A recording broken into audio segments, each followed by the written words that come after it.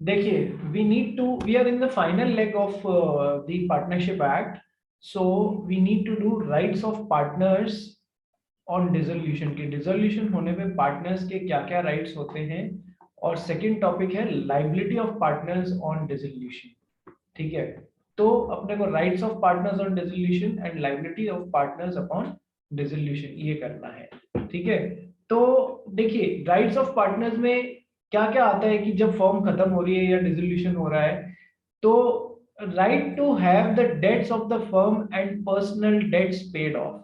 Situation समझना क्या है, पहला राइट।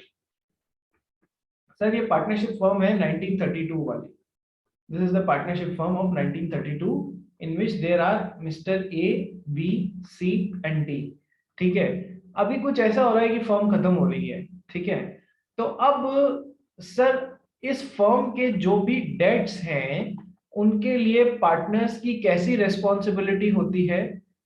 फर्म के जो भी डेट्स हैं उनके लिए पार्टनर्स की जॉइंट एंड सेवरल रेस्पॉन्सिबिलिटी होती है। Joint and several, several means individual. Jointly भी चारों मिलके भी रेस्पॉन्सिबल है उसे चुकाने के लिए, और इंडिविजुअली भी हर एक आदमी रेस्पॉन्सिबल, हर एक पार्टनर रेस्पॉन्सिबल है उसे चुकाने के लिए। Joint and several responsibility. ठीक है, पहली बात। दूसरी बात कि सर सिचुएशन ऐसी है कि इस पार्टनरशिप फर्म को भी डेट्स चुकाने हैं, और इस ये जो मिस्टर बी है इनको भी डेट, अपने पर्सनल डेट्स भी चुकाने हैं। सिचुएशन क्या है कि सर इधर भी डेट्स चुकाने हैं पार्टनरशिप फर्म में, और मिस्टर बी को अपने पर्सनल डेट्स भी चुकाने हैं। फर्म के जो एसेट्स हैं वो फर्म की लाइबिलिटीज को चुकाने के लिए पूरा नहीं पड़ रहा है। फर्म के जो एसेट्स हैं ये फर्म की लाइबिलिटीज को चुकाने के लिए पूरा नहीं पड़ रहा है। ठीक है, तो फिर अब सर पार्टनर्स की पर्सनल एस्टेट को बेच के चुकाया जाएगा। ठीक है, तो इधर ध्यान क्या रखना है सर कि सबसे पहले फर्म की लाइबिलिटीज को या डेट्स को चुकाने के लिए फर्म की ही एसेट्स काम में ली जाएंगी। फर्म की एसेट्स को फर्म की लाइबिलिटीज चुकाने के लिए काम में ली जाएंगी।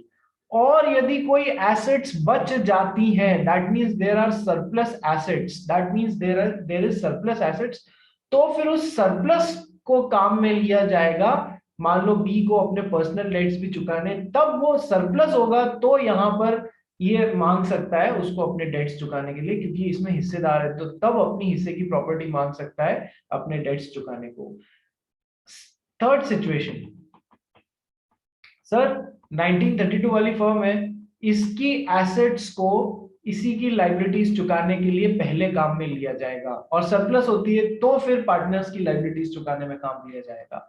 अब सिचुएशन ये हो गई है कि फर्म की एसेट्स जो थी वो थी 100 रुपए की, लाइबिलिटीज थी वो थी 150 रुपीज की फॉर एग्जाम्पल। तो सर एसेट्स कम पड़ गई, 50 रुपए का बैकलॉग हो गया। इधर पार्टनर बी है, इस इसके पास में भी कुछ डेट्स है चुकाने को, और इसके पास में भी कुछ एसेट्स है।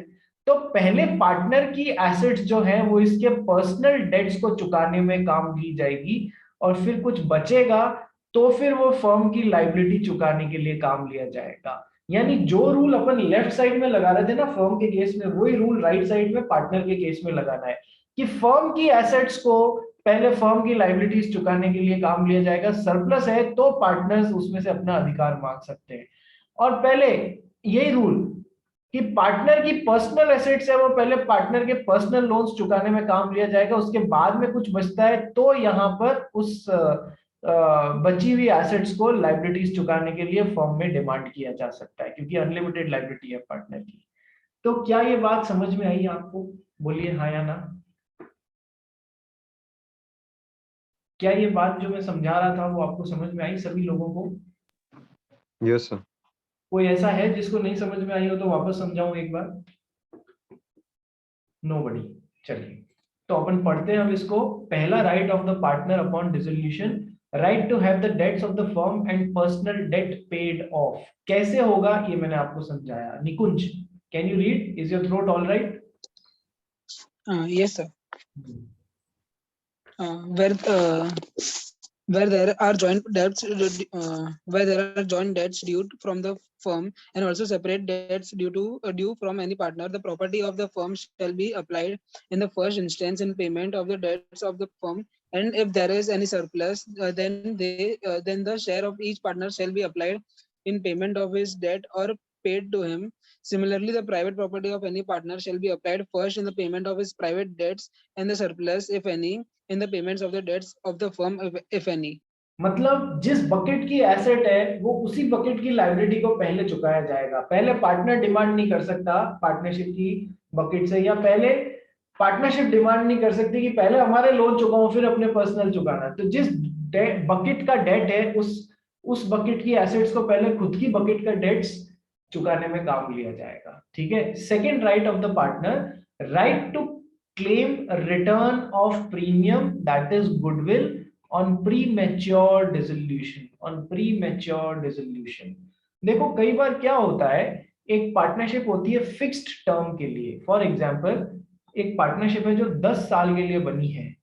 ठीक है। अभी इसने अभी पहले 5 साल निकले हैं, अगले 5 साल अभी भी बाकी हैं इस फर्म के।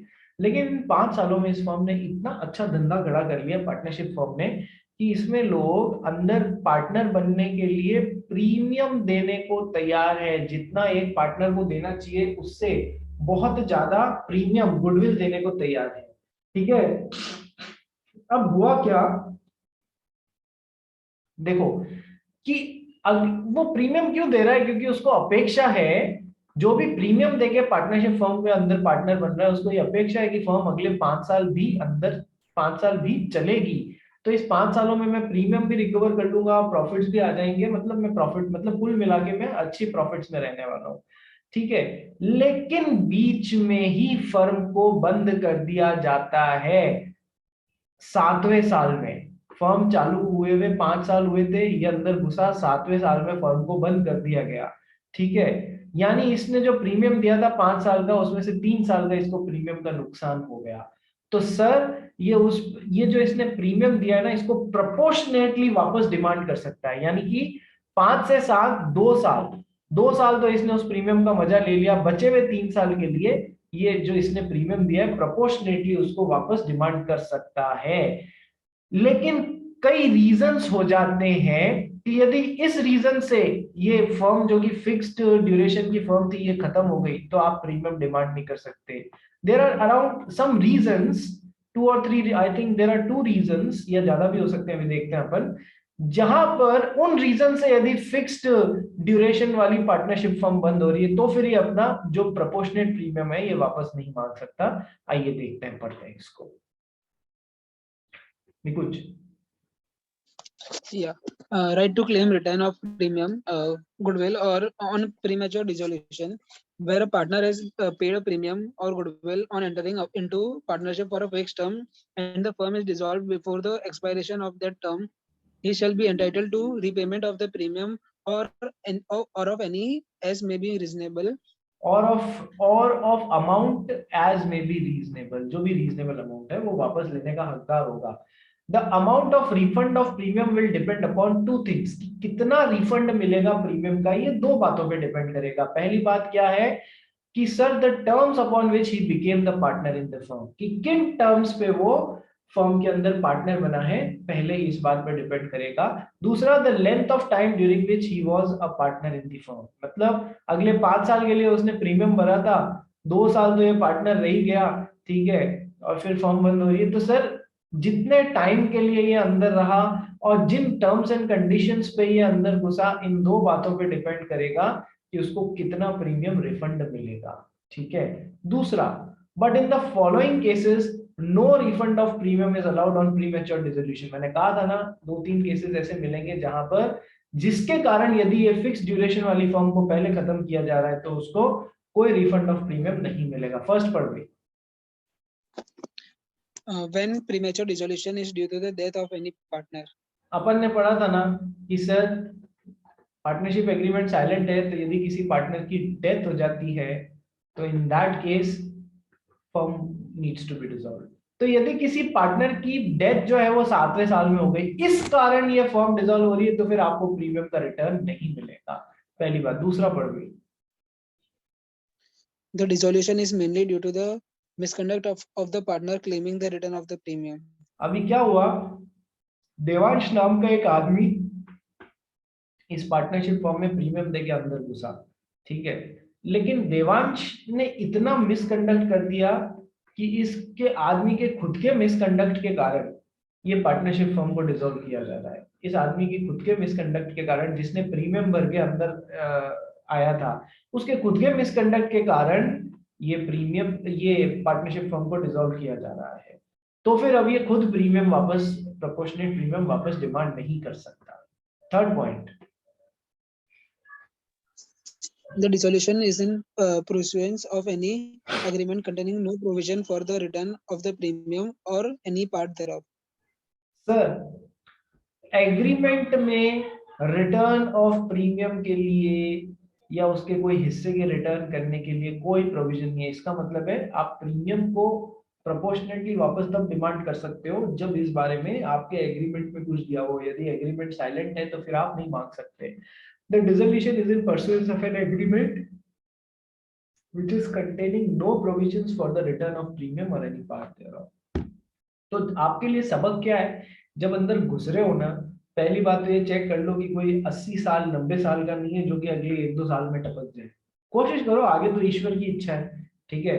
दूसरी बात आपको क्या चेक करनी चाहिए कि सर आप खुद मिसकंडक्ट नहीं करें, जिससे कि आपके मिसकंडक्ट के कारण यदि फर्म डिसॉल्व हो रही है तो फिर आपको प्रोपोर्शनेट प्रीमियम मांगने का अधिकार नहीं है। तीसरा, सर आप जब अंदर घुस रहे हो प्रीमियम देकर, तो इस टर्म्स एंड कंडीशंस पे घुसे कि सर यदि किसी कारणवश ये फिक्स ड्यूरेशन वाली पार्टनरशिप पहले खत्म हो जाती है अपने फिक्स ड्यूरेशन से, तो मुझे प्रोपोर्शनेट प्रीमियम वापस दिया जाएगा। ये 3 बातों का ध्यान रख के अंदर घुसे, ठीक है। तो अपन ने पढ़ लिया पहला, right of partner, right to have the debts of the firm and personal debts paid off in from their proportionate buckets. Then पड़ोसी का ध्यान करना। Second, right to claim return of premium और गुडविल ऑन प्रीमैच्योर डिसोल्यूशन, ये केवल और केवल fix term के लिए एप्लीकेबल है। Third, right in case of fraud और मिसरिप्रेजेंटेशन। निकुंज पढ़ इसको। Where a contract of partnership is rescinded on the grounds of fraud or misrepresentation of any of the partner, the aggrieved partner is entitled to the following rights in addition to his usual rights. देखो, where a contract of partnership is rescinded, खत्म कर दिया जाता है on the ground of fraud or misrepresentation of any of the partner, then बाकी के aggrieved partners are entitled to following rights in addition to usual rights। सबसे पहला, right of lien on surplus assets। देखो, 4 partner थे, एक ने fraud किया, तो बाकी के ये जो रिमेनिंग पार्टनर्स हैं, आपके बाकी राइट्स के अलावा ये एडिशनल राइट्स मिल जाएंगे यदि फ्रॉड या मिसरिप्रेजेंटेशन के कारण ये पार्टनरशिप फर्म, इस वाले पार्टनर के फ्रॉड के कारण ये पार्टनरशिप फर्म को वाइंड अप किया जा रहा है। तो क्या पहला है right of lien on surplus assets. पढ़ गई इसको। He is entitled to a lien or a right of retention of the surplus or the assets of the firm remaining after the debts of the firm have been paid for any sum paid by him or for the purchase of a share in the firm for any capital contributed by him। देखो sir,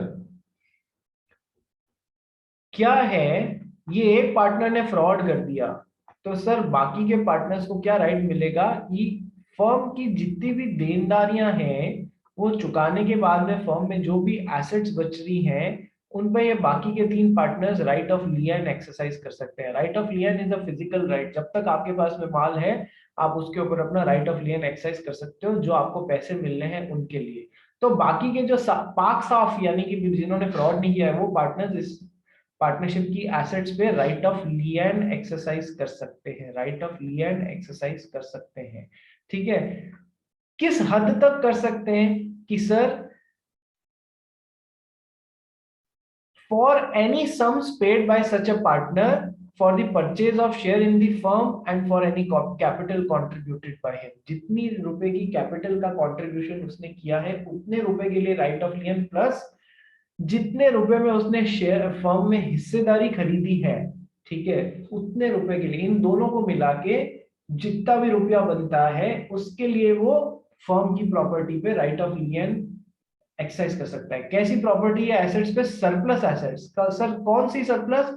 जो कि firm की assets, जो कि liabilities को चुकाने, dates को चुकाने के बाद में बची है सरप्लस, उस पे बाकी के साफ पार्टनर्स अपने राइट ऑफ लियन को एक्सरसाइज कर सकते हैं जब किसी पार्टनर ने फ्रॉड या मिसरिप्रेजेंटेशन किया।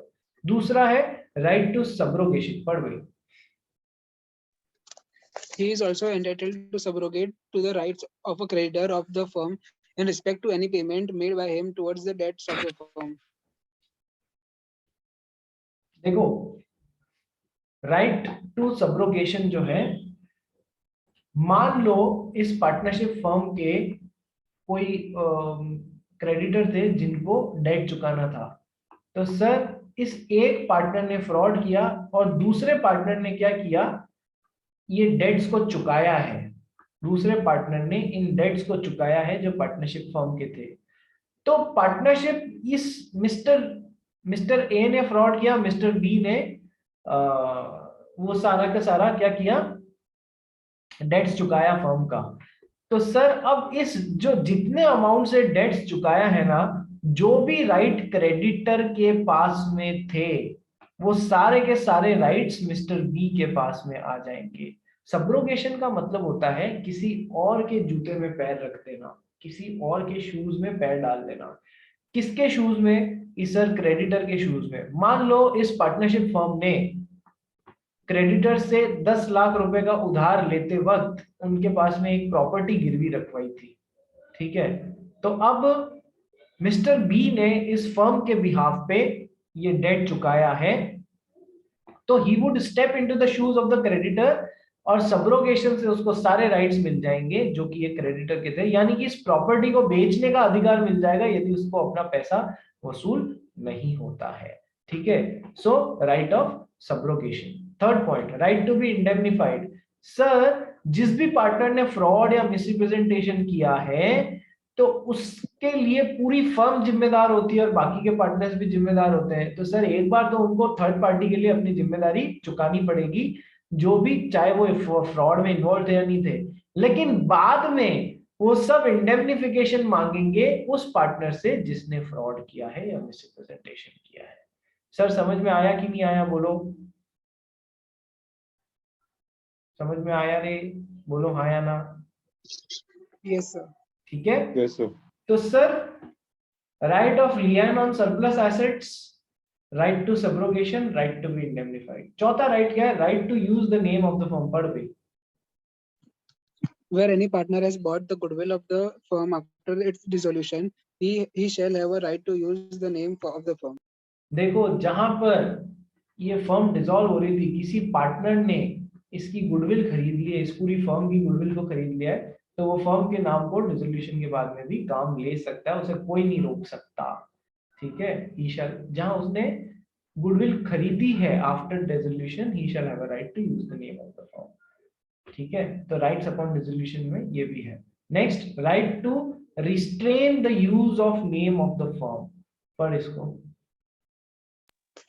On dissolution of the firm, every partner or his representative may restrain any other partner or his representative from carrying on a similar business in the firm name or from using any of the property of the firm for his own benefit until the affairs of the firm have been completely wound up. This right is, however, subject to the following conditions. There is no contract between the partners contrary to it. The partners carrying on a similar business has bought the goodwill of the firm.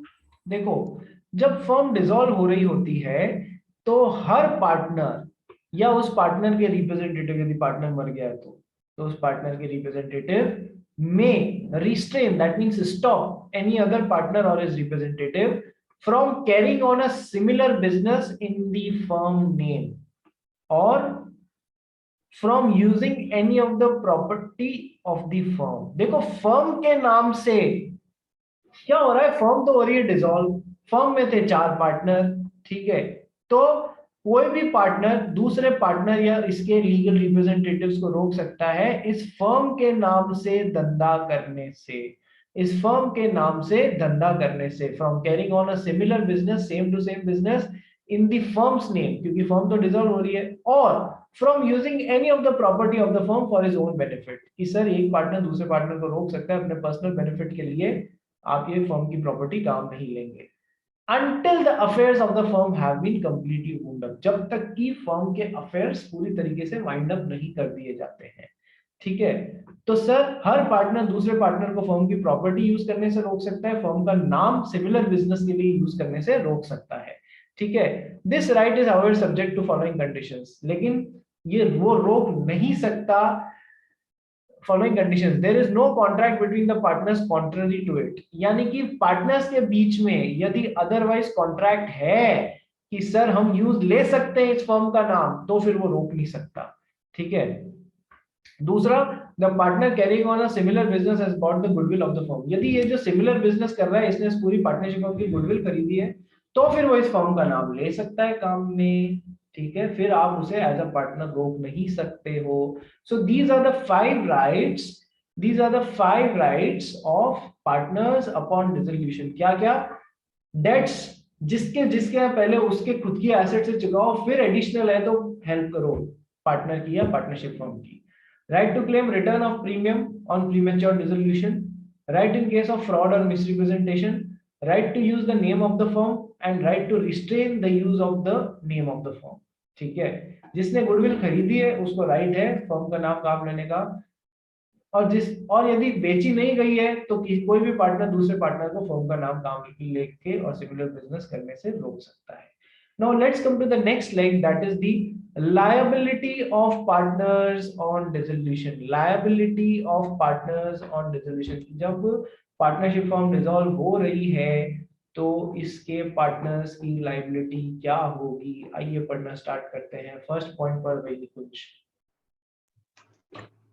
Liability for acts of partners done after dissolution, section 45, the partners continue to be liable as such to third parties for any act done by any of them which would have been the act of the firm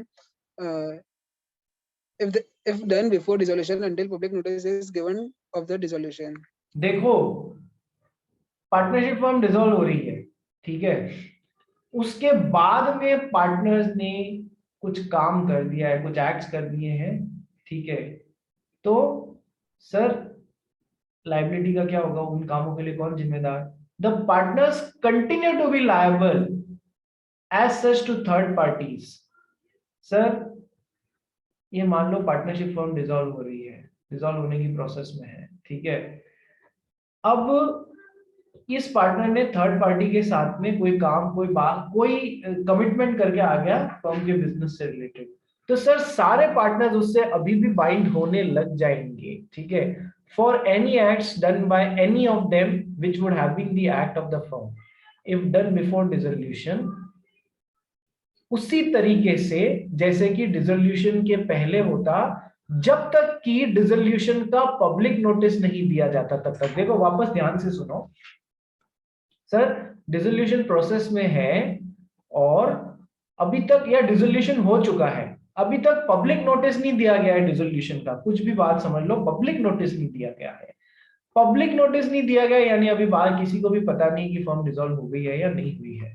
ठीक है, इतने में एक partner third party से कुछ commit करके आ जाता है, तो सर सब उससे वैसे ही बाइंड होने लग जाएंगे जैसे एक रेगुलर पार्टनरशिप में होते हैं, और तब तक बाइंड होंगे ये लोग, कोई भी कुछ भी पार्टनर बाहर कमिट करके आ जाए फर्म के बिजनेस के दौरान, जब तक कि इनके डिसोल्यूशन का पब्लिक नोटिस नहीं दे दिया जाएगा।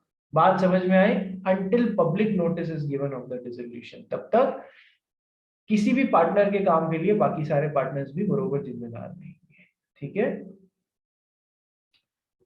क्या ये बात समझ में आई? यस सर, पब्लिक नोटिस देना बहुत जरूरी है।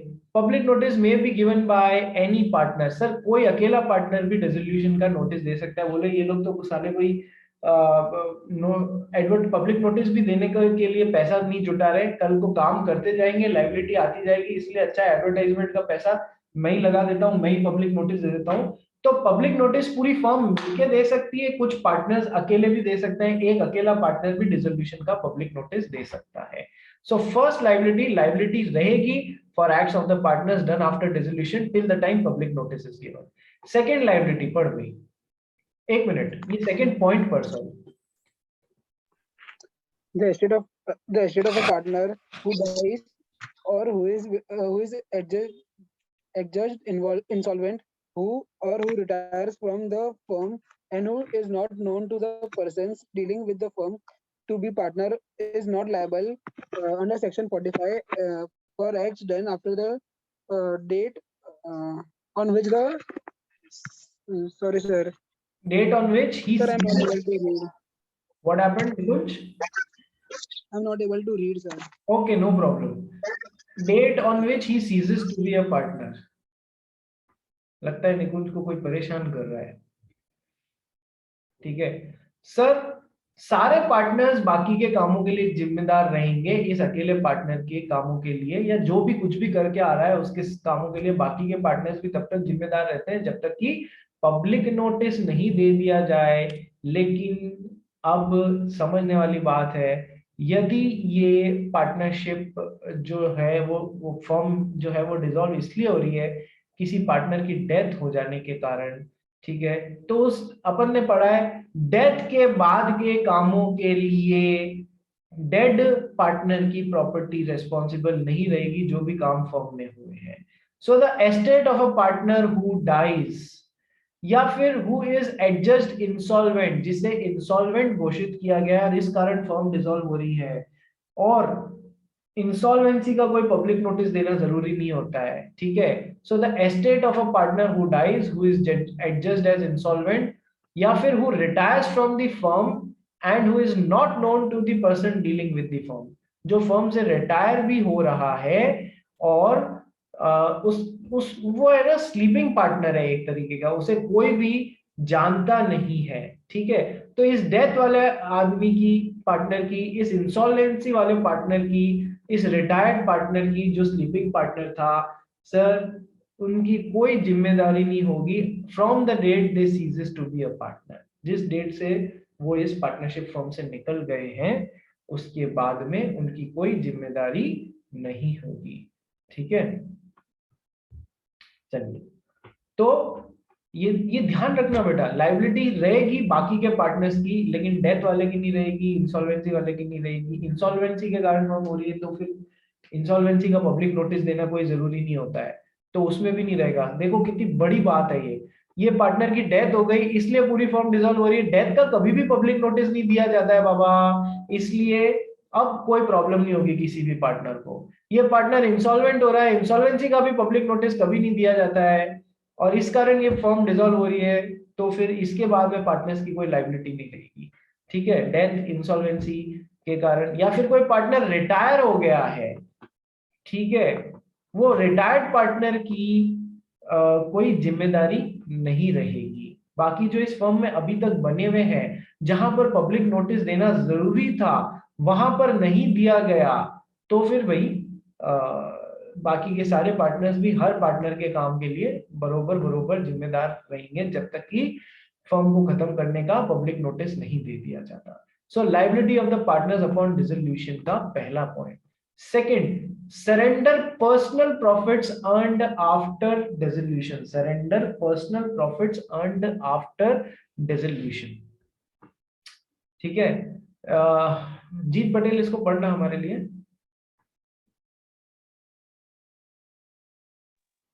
Yes, sir.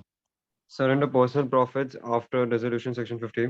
Unless there is a contract to the contrary, any profits from transaction undertaken in the firm name or by use of firm's property after the dissolution by that before completion of winding up, made up surviving partner or representative of a deceased partner shall be surrendered to the firm. However, where any partner or his representative has bought the goodwill of the firm, he is entitled to use firm's name. देखो, यदि contract में otherwise लिखा हुआ है तब तो वैसा कर लेना, लेकिन यदि कॉन्ट्रैक्ट में कुछ भी नहीं लिखा हुआ है तो फिर आप कैसा करेंगे सर?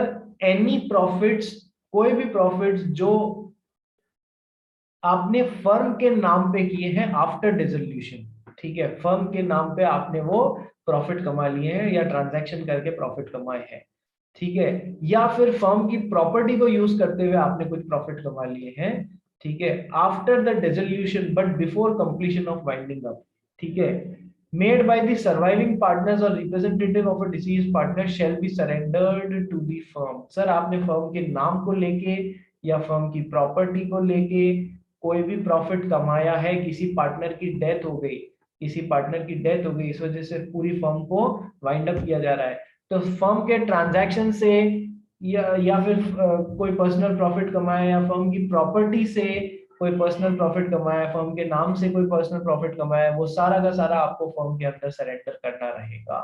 ठीक है सर। हाउएवर यहां पर किसी पार्टनर या उसके रिप्रेजेंटेटिव ने फर्म की गुडविल खरीदी है तो वो फर्म का नाम काम में ले सकते हैं। ठीक है। Third point, duty upon liability of partners upon dissolution, duty not to carry on similar business for specified period of time. पढ़ गए इसको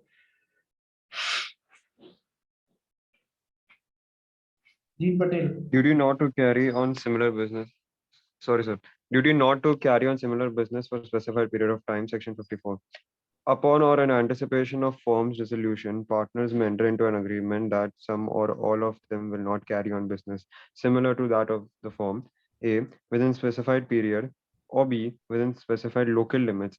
Every partner in view of such agreement shall not carry on similar business. ये point हमने Indian contract act के void agreements chapter में पढ़ा था कि जो किसी को काम धंधा करने से रोकते हो ऐसे एग्रीमेंट्स वॉइड एग्रीमेंट्स हैं, लेकिन इसके कुछ एक्सेप्शंस हैं। एक्सेप्शन सर एक तो जुडिशियल डिसीजन से आ रहे थे, एक स्टैट्यूटरी प्रोविजन से आ रहे थे। तो स्टैट्यूटरी प्रोविजन मींस कानून में कोई प्रोविजन बनाया हुआ है जहां आप किसी को काम धंधा करने से रोक सकते हैं।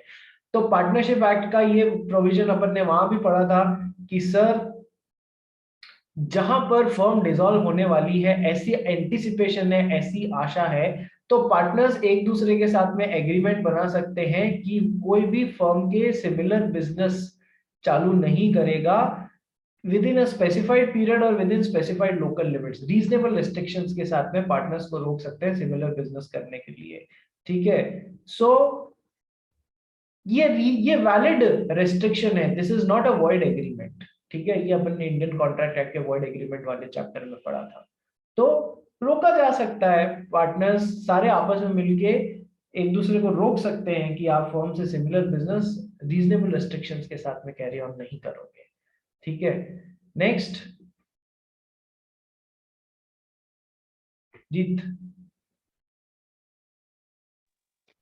Section 46. Right of partners to have business wound up after dissolution. On the dissolution of a firm, every partner or its representative is entitled, as against all the partners or their representatives, to have the property of the firm applied in the payment of the debt and liability of the firm, and to have the surplus distributed among the partners / representative according to their rights. देखो, जहां पर firm dissolve हो रही है, every partner या उसके legal representatives को, जैसा भी केस है, they are entitled against all the other partners और देयर रिप्रेजेंटेटिव्स कि सर सबसे पहले फर्म की प्रॉपर्टी, फर्म के ही डेट्स और लायबिलिटीज को पेमेंट करने में लगाई जाएगी। आप पहले ही अपना हिस्सा मांग के नहीं ले जा सकते हो। ठीक है। और यदि कुछ सरप्लस बचता है तो फिर वो पार्टनर्स या रिप्रेजेंटेटिव्स के बीच में उनके राइट्स के अकॉर्डिंग डिस्ट्रीब्यूट कर दिया जाएगा। लेकिन सर बिजनेस वाउंड अप कराने के लिए कि सर सारी लाइबिलिटीज चुकानी है वगैरह वगैरह, बिजनेस वाउंड अप ही तो है, ये तो फर्म का बिजनेस जो है, काम है, वो वाइंड अप करने की तो बात हो रही है। तो sir rights of the partners to have the business of the firm wound up after dissolution.